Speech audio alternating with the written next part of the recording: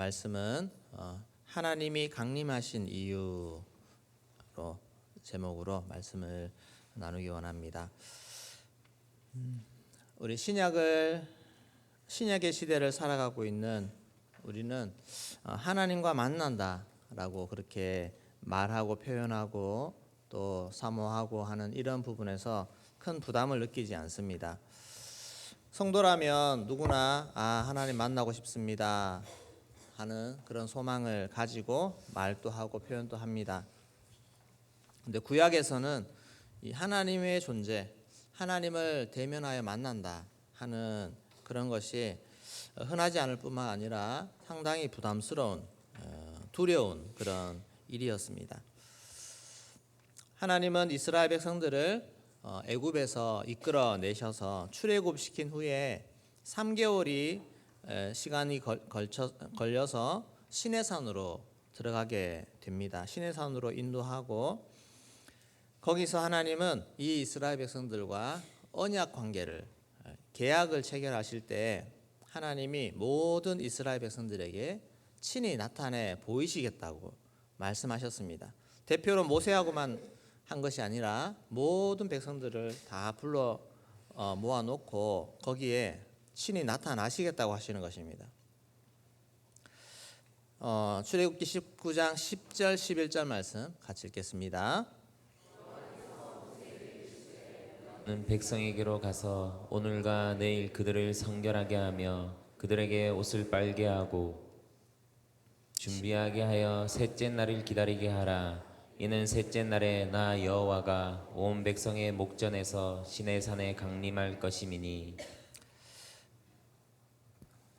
3일 셋째 날에 내가 온 백성의 목전에서 시내산에 강림할 것입니다. 그렇게 말씀하고 있습니다. 자, 지금 하나님이 5분 후에 이 자리에 나타나실 거야. 그러니까 마음의 준비를 하고 있어. 하나님이 진짜 오십니다. 진짜 오시면 여러분 반가우십니까? 아니면 좀 두렵고 떨리고 그렇습니까? 진짜 하나님 오신다. 네. 갑자기 자다가 무슨 말이야 이렇게 할 수도 있는데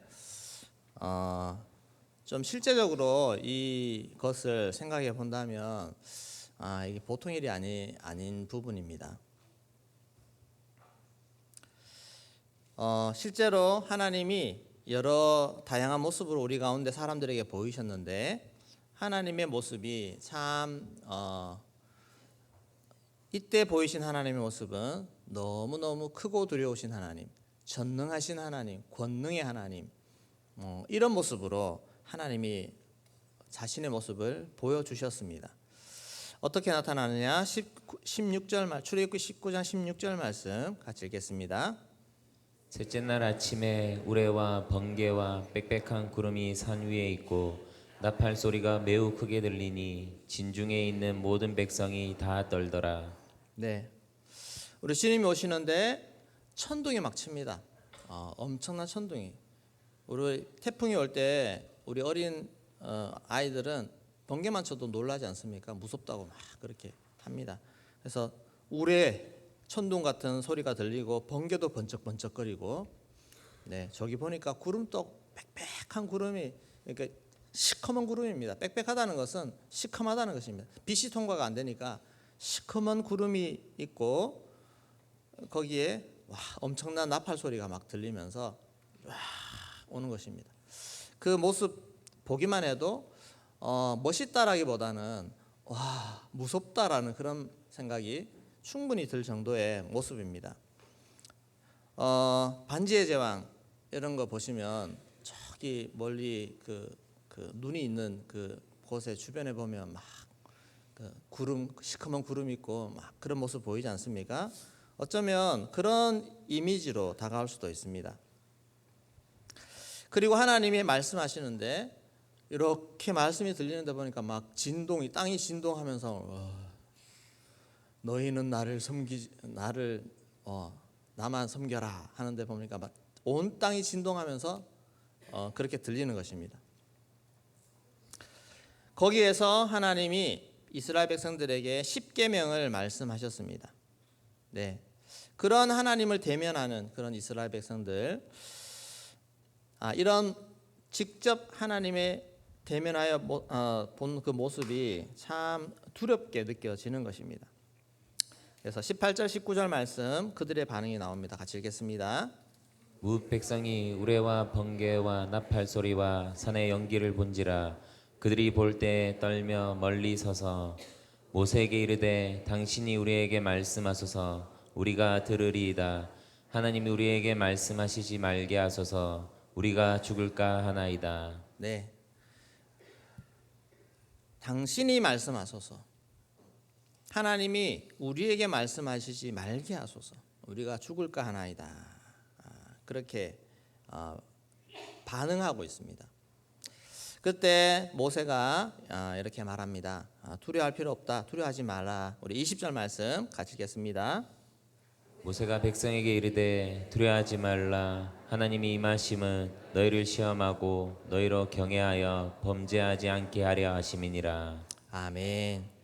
걱정하지 마라. 두려워하지 마라. 우리 주님이 오신 것은 너희를 시험하고 너희를 살펴보고 또 너희로 하여금 경외감을 가지고 대함으로 범죄하지 않도록 그렇게 하기 위해서 이렇게 오셔서 보여주시는 거라고 그렇게 말합니다. 네, 오늘 이 말씀 이 9절 29절을 20절을 통해서 세 가지 우리 주님이 친히 강림하신 이유에 대해서 한번 살펴보고자 합니다. 첫 번째는 시험하심입니다. 친히 오신 이유는 너희를 시험하고 시험해 보시겠다, 살펴보겠다고 하는 것입니다. 우리의 영적 상태, 우리의 생활 모습, 우리의 생각, 우리의 꿈과 계획 모든 것을 다 시험해 보시겠다는 것입니다. 너희가 나의 임재 앞에서 내 앞에서 떳떳하게 설 수 있는지 그렇게 내가 살펴보겠다고 하는 것입니다. 물론 하나님은 안 오셔도 다 알고 계십니다. 그렇지만 친히 오신다고 하면 우리가 좀 더 긴장감을 가지고 하나님 앞에 대면해서 나를 보여주는 건 아니겠습니까? 내 삶의 점수를 다 점검하도록 우리 시험 칠 때 좀 두렵고 떨리지 않습니까? 내 점수가 이때까지는 그냥 나 혼자만 내가 잘하는지 못했는지 있었는데 시험을 친다는 것은 이게 공개적으로 드러난다는 것입니다. 이 나의 상태가 점수가 매겨지고 하나님이 오셔서 이렇게 우리를 살펴본다는 것은 나의 상태, 영적 상태 이것이 공개적으로 드러난다는 것입니다. 이것을 우리는 많이 두려워합니다. 병원 가기를 무서워하는 사람이 왜 무서워하냐고 그랬더니 혹시 내가 암 진단 받을까 봐 두렵다고 합니다. 그러면 내가 내 속에 암이 있는데 이거 진단 안 받고 그냥 덮어두면 우리가 삽니까? 그렇지 않습니다. 이것이 드러나는 것이 오히려 더 좋은 일 아니겠습니까? 그래서 혹시 암일까라는 두려움은 있지만 그래도 병원 가서 검사를 받아봐야죠. 그래서 암이라면 조치할 수 있지 않습니까? 치료할 수 있지 않습니까? 우리의 영적인 상태도 마찬가지입니다. 주님이 임재하신다. 네, 나의 마음을 살펴본다고 하는 것은 내 속마음의 상태가 드러나 보인다는 것입니다. 근데 이 드러나 보이는 것을 많은 사람들이 두려워합니다. 내 속에 이런 쑥 감춰놓은 이런 악한 생각과 악한 마음, 또 남들 모르게 뭔가 했던 죄악들이 있는데 이게 드러나면 정말 부끄러운 일인데. 히브리서 4장 12절 말씀 같이 읽겠습니다. 하나님의 말씀은 살아있고 활력이 있어 좌우의 날선 어떤 검보다도 예리하여 혼과 영과 및 관절과 골수를 찔러 쪼개기까지 하며 또 마음의 생각과 뜻을 판단하나니. 하나님의 말씀이 살아 활력이 있기 때문에 우리의 혼과 영과 관절과 골수를 찔러 쪼개기까지 하며 마음의 생각과 뜻을 판단하시나니. 우리 하나님 말씀 앞에 나와 보십시오. 그러면 내가 묻어두었던 그런 죄악들도 다 생각나게 됩니다. 설교 말씀 듣다 보면 좀 그냥 생각 안 하고 넘어가고 하려고 했던 그런 죄악들도 자꾸 그 말씀이 찔러댑니다. 찔러대서 너 이거 잘못했지. 너 이거 잘못했지. 그래서 불편합니다. 불편하고 또 이런 것들이 자꾸 감추어 두었을 때 못 견디는 그런 마음을 주십니다. 그래서 주님의 임재 앞에 나오면 내 안에 있는 모든 불편한 것들, 죄악들 이런 것들이 꿈틀꿈틀 살아나서 이것이 나를 불편하게 만들어서 결국에는 이걸 해결해야 시원해지는 그런 마음을 가지게 됩니다. 다윗은 자신의 마음이 하나님 앞에 한 점 부끄럼 없기를 원했습니다. 그래서 하나님 내 마음을 좀 살펴주십시오. 이런 고백을 하는 것입니다. 시편 139편 23절 24절 같이 읽겠습니다. 하나님이여 나를 살피사 내 마음을 아시며 나를 시험하사 내 뜻을 아옵소서. 내게 무슨 악한 행위가 있나 보시고 나를 영원한 길로 인도하소서. 네, 혹시 내 마음에 악한 행위가 있나 보십시오. 내가 주의 일을 위해서 한다고 열심히 이렇게 하지만 혹시 이 속에 내 속에 좀 악한 의도나 내가 높아지고자 하는 마음이나 내가 뭔가 이득을 취하려고 하는 그런 마음들이 내 속에 숨어 있지 않은지 살펴봐 주십시오. 이런 마음으로 하나님 앞에 나아가는 이 다윗의 모습입니다. 이렇게 할 때 하나님이 기뻐하시지 않겠습니까? 우리 하나님의 임재 앞에 나가는 것을 피하지 마시기 바랍니다. 주님 앞에는 도망갈 수 없습니다.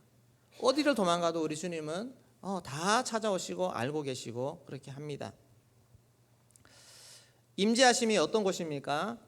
우리 교회에서 우리 양육도 하고 훈련도 하고 또 한 번씩 치유 프로그램도 하고 세미나 하고 수양회 하고 등등을 많이 합니다.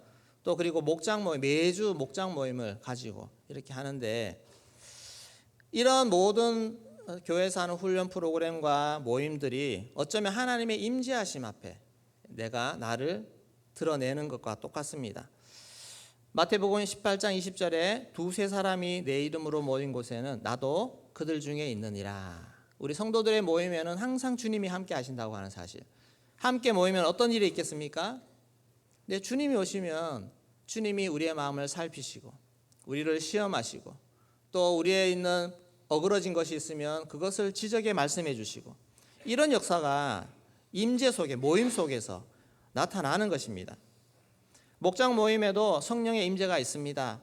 목장 모임을 하다 보면 나의 삶이 드러나고 내 속에 있는 모습들이 드러날 수밖에 없습니다. 왜냐하면 주님의 임재하심이 있는 곳이기 때문에 그것이 일어나지 않으면 성도의 교제 속에 이런 것이 일어나지 않으면 그건 주님의 모임이 아닙니다. 그냥 인간적인 모임이지. 이렇듯 내 모습이 드러나는 부분이 되기 때문에 죄를 많이 짓고 세상적으로 많이 사시는 분들이 목장 모임에 오는 것이 부담스럽습니다. 거기 와서 내가 드러나야 되니까 그리고 내가 변화되고자 하는 마음이 있지 않으면 이런 모임만큼 부담스러운 모임이 어디 있습니까? 나의 삶이 그대로 드러나는 것입니다. 히브리서 3장 12절 13절 말씀 같이 읽겠습니다. 형제들아 너희는 삼가 혹 너희 중에 누가 믿지 아니하는 악한 마음을 품고 살아계신 하나님에게서 떨어질까 조심할 것이요 오직 오늘이라 일컫는 동안에 매일 피차 권면하여 너희 중에 누구든지 죄의 유혹으로 왕보하게 되지 않도록 하라. 네, 우리가 이 모임 중에 계속 올 때마다 우리는 서로 피차 권면하게 됩니다. 그래서 너희 중에 혹시라도 죄의 유혹에 내가 빠져 있고 그런 모습이 있으면 거기에 완고한 마음으로 넘어지지 않도록 거기에 푹 빠져서 떨어지지 않도록 조심해야 되는데 그것을 막아주는 것이 어디입니까? 모임입니다. 목장 모임이요, 교회 모임입니다. 이런 모임들 속에서 우리가 혹시나 누가 시험당해서 떨어진 사람이 없는가 이것을 끊임없이 살피고 점검하는 것입니다. 다른 사람도 살펴야 되지만 가장 먼저 나를 살피셔야 됩니다. 나의 마음이 그렇게 드러나게 되고 하나님 임재하심 앞에 살펴지는 은혜가 있게 된다고 하는 사실입니다. 여러분 코람되어 하나님의 임재하심 앞에서 살아갈 수 있기를 소망합니다. 그리고 그 임재하심 앞에 산다고 나 혼자 늘 생활하는 것은 아닙니다. 혼자서 하나님 앞에 임재로 살아가는 거 너무 어렵습니다. 관계 속에서 두세 사람 관계, 목장 모임, 교회 모임, 예배 속 이 관계 속에 와야만 이것이 제대로 이루어진다고 하는 사실입니다. 공동체 안에서 예배 가운데 주님의 임재하심과 은혜 가운데 나아갈 수 있기를 소망합니다. 두 번째, 경외하게 하기 위함이라고 했습니다. 경외라는 것은 존경하면서도 두려워하는 그런 좋은 말입니다. 누군가 두려워하는 마음이 있다는 것이 우리에게 유익한 것이 참 많습니다. 가정에서도 예전에는 할아버지, 아버지 이런 가정의 남성분들은 참 어떻게 보면 무서운 존재였습니다. 저도 할아버지를 상당히 무서워했습니다. 그래서 저희 아버지도 저는 많이 무서워했던 것 같습니다. 아버지하고 장난친다? 생각도 못하는 그런 일이었습니다. 학교 가면 선생님도 많이 무서웠습니다. 초등학교, 중학교 이렇게 숙제 안 해가면 매 맞고 시험 쳐가지고 점수 참 이렇게 마음이 그때 억울한 점수 1점 떨어졌는데 5대를 때리더라고요. 그것도 몽둥이 이만한 거 가지고. 그래서 와 이때는 참 이런 세상이 있나라고 했지만 결국에 어쩌면 그런 어떤 선생님의 무서운 모습 때문에 이렇게 우리가 좀 더 조심해서 살아가는 그런 것들이 있었던 것 같습니다. 요즘은 교도소에 가도요 재소자들의 인권이 얼마나 존중되는지 교도관들이 스트레스 받아가지고 정말 하기 힘들다고 합니다. 교도관들이 재소자들에게 고소당하는 일이 너무 많다고 합니다. 자기들한테 제대로 인권 제대로 대접 안 해줬다고, 부당하게 한다고. 두려워할 자를 두려워하는 것이 축복인 줄로 믿습니다. 하나님을 두려워할 줄 알아야 합니다. 하나님의 말씀을 떠났을 때 하나님의 심판이 있다는 것을 두려워할 줄 알아야 하는 것입니다. 그리고 하나님이 세우신 가정의 부모님, 교사, 두려워하는 마음을 가질 수 있기를 소망합니다. 아멘이십니까? 우리 친구들 따라해 볼까요? 부모님을 두려워하시기 바랍니다.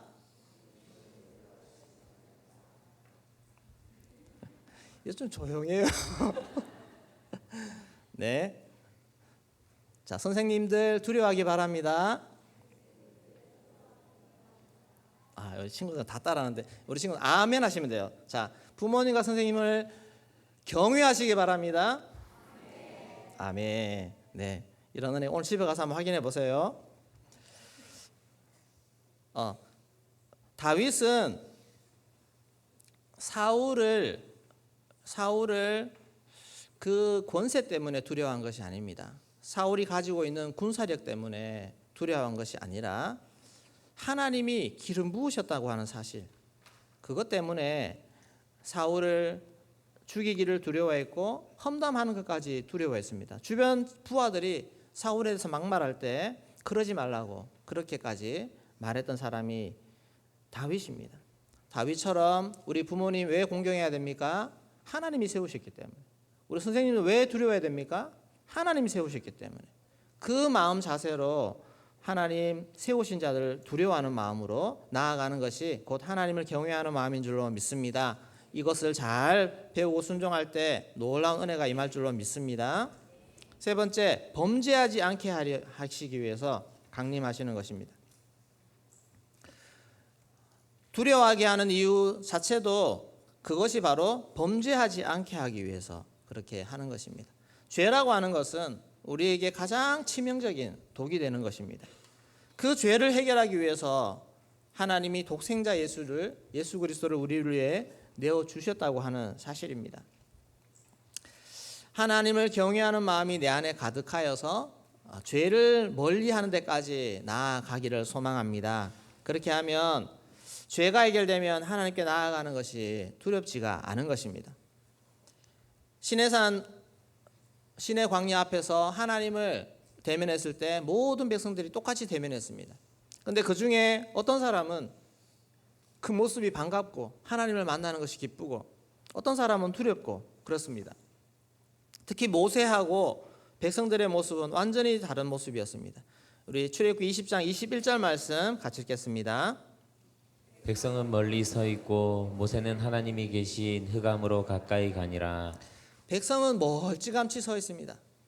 근데 모세는 하나님이 계신 흑암으로 더 가까이 나아가는 그런 모습을 볼 수 있습니다. 백성들은 무서워서 가까이 갈 수가 없는 것입니다. 근데 모세는 하나님 임재 앞으로 빽빽한 흑암이 있는 그 곳으로 더 가까이 가까이 나아가는 그런 은혜를 입었습니다. 때론 하나님이 두렵게 느껴집니다.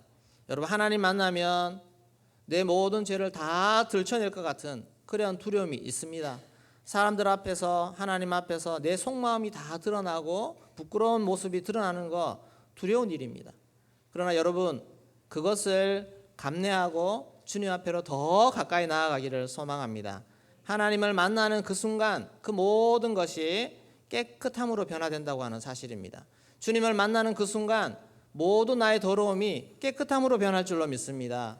그것을 바라보고 나아가는 것입니다. 그렇게 되면 이후에, 하나님 만난 이후에 더 주님과 깊어지는 그런 모습으로 나아갈 수 있습니다. 나오기를 주저하는 이스라엘 백성들을 향해서 하나님이 이렇게 말씀하십니다. 이사야 1장 18절 말씀 같이 읽겠습니다. 여호와께서 말씀하시되 오라 우리가 서로 변론하자. 너희의 죄가 주홍 같을지라도 눈과 같이 희어질 것이요 진홍같이 붉을지라도 양털같이 희게 되리라. 네, 이게 주님의 마음, 진짜 마음입니다. 내가 너희를 책망해서 징벌하기 위해서 내가 와서 말씀을 전하고 이렇게 하는 것이 아니라 나에게로 와라. 너희 죄가 아무리 붉고 진하고 해도 내가 깨끗하게 바꿔주겠다. 그렇게 해서 나아오라는 것입니다. 이사야 44장 22절 말씀 읽겠습니다. 내가 내 허물을 빽빽한 구름같이 내 죄를 안개같이 없이 하였으니 너는 내게로 돌아오라. 내가 너를 구속하였음이니라. 네, 빽빽한 구름같이 있다 할지라도 나에게로 나아오라. 내가 너를 구속해주고 다 건져주시는 은혜를 주시는 줄로 믿습니다. 여러분, 하나님의 임재하심 앞에 다 나아가시고 주님께서 내 죄를 다 알고 드러내신다 하더라도 용기 있게 주님 앞에 나아가셔서 주님의 은혜 가운데 새롭게 되어지는 그런 변화의 삶을 맛볼 수 있기를 소망합니다. 주께로 더 가까이 나아가기를 소망합니다. 하나님 앞에 내가 다 드러내는 거 두려워하지 마시고 그렇게 임재하심 앞에서 내 삶이 변하고 은혜의 삶으로 나아가는 역사들이 나타나기를 소망합니다. 이사야 선지자는 하나님의 보좌를 보았습니다. 그리고 나서 그의 첫 고백은 화로다 나여 망하게 되었도다. 내가 죽었다. 내가 하나님의 영광을 보다니 더러운 내가. 근데 그 대면의 순간에 하나님은 숯불 재단의 숯불 그 입에 대면서 네 죄가 사하여졌느니라 그렇게 말씀하셨습니다. 그리고 나서 이사야는 정말 하나님의 일꾼으로 세워져서 놀라운 사역들을 감당하는 그 역사들이 나타났습니다. 여러분, 대형교회 안에서 하나님을 만나기를 소망합니다. 하나님의 임재하심이 있고 정말 좋은 모임이 있고 또 하나님 앞에서 기도하며 하나님 앞에 나아가는 이런 속에서 숨지 마십시오. 숨어 있지 마십시오. 괜찮은 척, 나는 이런 죄인 아니야, 숨어 다니지 마시고 다 드러내어서 주님 앞에 깨끗함을 받는 그런 은혜가 있기를 소망합니다. 그리고 나서 진짜 하나님의 제자로 일꾼으로 거듭나서 주의 일을 감당하는 놀라운 역사들이 나타날 수 있기를 주의 이름으로 축원합니다. 네, 같이 기도하겠습니다.